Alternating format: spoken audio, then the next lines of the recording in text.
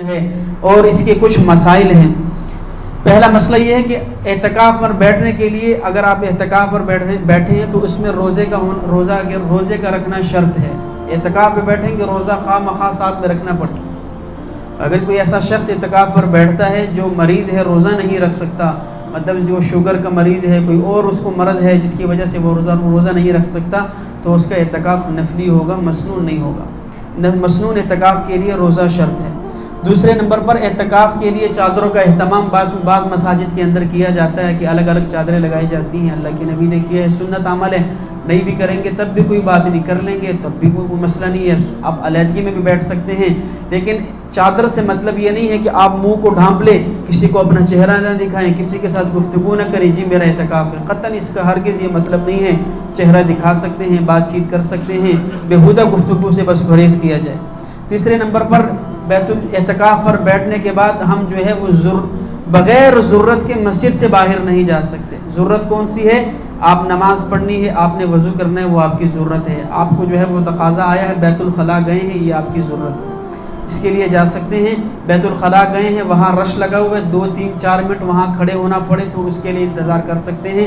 بہتر یہ ہے کہ مسجد واپس آ جائیں، اگر نہیں تو وہیں پہ کھڑے انتظار کر رہے ہیں تو انتظار کر سکتے ہیں، وہاں کچھ دیر انتظار کر لیں۔ پھر اسی طرح مسجد کے اندر سے اگر سیڑھیاں گزری ہیں دوسرے چھت کی طرف تو آپ مسجد کی ایک چھت سے دوسری چھت پر بھی جا سکتے ہیں۔ اگر سیڑھیاں باہر سے گئی ہیں تو پھر اگر آپ نے شروع میں نیت کر لی تھی کہ میں دوسری چھت پر جاؤں گا تو پھر تو آپ جا سکتے ہیں، مگر نہیں، اجازت نہیں ہے۔ تیسرا مسئلہ یہ ہے کہ نفل نماز کے لیے، قرآن کی تلاوت کے لیے وضو کرنا پڑے تو آپ اس کے لیے وضو کرنے کے لیے جا سکتے ہیں۔ اسی طرح کھانا کھانے کے لیے ہاتھ دھونے کے لیے جانا اور کھانا کھانے کے بعد پھر ہاتھ دھونے کے لیے جانا، اس کی اجازت نہیں ہے۔ اب مسجد کے اندر کوئی اہتمام کر لیں، کوئی ٹب وغیرہ کوئی برتن رکھ لیں کہ جو معتکف حضرات ہیں وہ وہیں پہ ہاتھ دھو لیں، کھانے سے پہلے بھی کھانے کے بعد میں۔ خصوصاً ہاتھ دھونے کے لیے آپ باہر نہیں جا سکتے۔ اسی طرح غسل کرنے کے لیے بعض لوگوں کی عادت ہوتی ہے وہ ہر دن میں غسل کرتے ہیں ٹھنڈک حاصل کرنے کے لیے، صفائی کرنے کے لیے، اس کی ہمیں شریعت نے اجازت نہیں دی۔ آپ جو ہے وہ صرف وہ غسل کر سکتے ہیں جب آپ کو حاجت پیش آ جائے، غسل آپ پر لازم آ جائے۔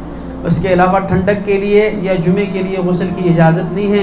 ہاں علماء نے ایک صورت نکالی ہے، گنجائش ہے اس کے اندر، اگر آپ کو زیادہ ہی گرمی لگ رہی ہے، جسم سے بدبو آنا شروع ہو گئی ہے پسینے کی وجہ سے، آپ جائیں تقاضا کرنے کے لیے، آپ پیشاب پخانے کے لیے گئے ہیں تو آپ یہیں سے اپنا صرف لنگی یا شلوار پہن لیں، باقی کپڑے اتار دیں، وہاں جائیں اور اپنا تقاضا بھی پورا کریں۔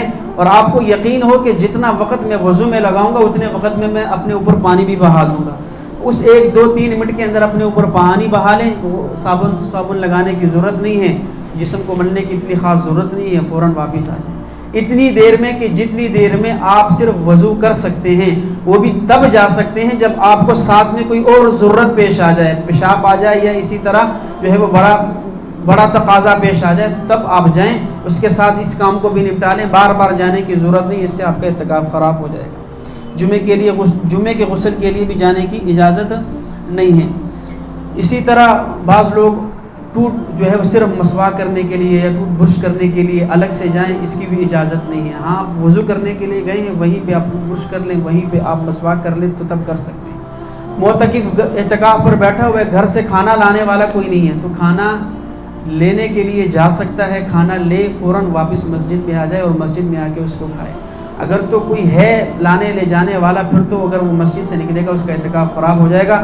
اور یہاں الحمدللہ اس مسجد کے اندر معتکفین کے لیے سحری کا بھی انتظام ہوتا ہے اور افطاری کا بھی انتظام ہوتا ہے، دونوں انتظام یہاں پہ موجود ہے، نہ گھر سے لانے کی ضرورت ہے نہ اس ٹینشن میں پڑنے کی ضرورت ہے، تو یہاں پہ دونوں اہتمام اس مسجد کے اندر موجود ہیں۔ اسی طرح معتکف اذان بھی دے سکتا ہے۔ معتکف اگر سگریٹ کا عادی ہے تو وہ الگ سے سگریٹ پینے کے لیے نہیں جا سکتا، اگر ہاں وہ ضرورت کے لیے گیا ہے بیت الخلاء میں تو وہیں پہ بیٹھ کے وہ پی لے، اس کے علاوہ اس کو الگ سے ضرورت نہیں ہے۔ اسی طریقے سے جو ہے وہ آخری مسئلہ کہ مسجد کے اندر اعتکاف کے لیے آئیں تو خدا کے لیے اپنے موبائل اپنے ساتھ نہ لائیں۔ یہ 10 دن ہم اللہ کو دے رہے ہیں، اس کے اندر جو ہے وہ یکسوئی کے ساتھ دیں، قرآن کی تلاوت کی۔ اتنا بڑا فتنہ ہے کہ وقت کا ضیاع ہے، یہ مسجد میں اللہ کے گھر میں بٹھا کر بھی آپ کو اللہ سے دور رکھے گا۔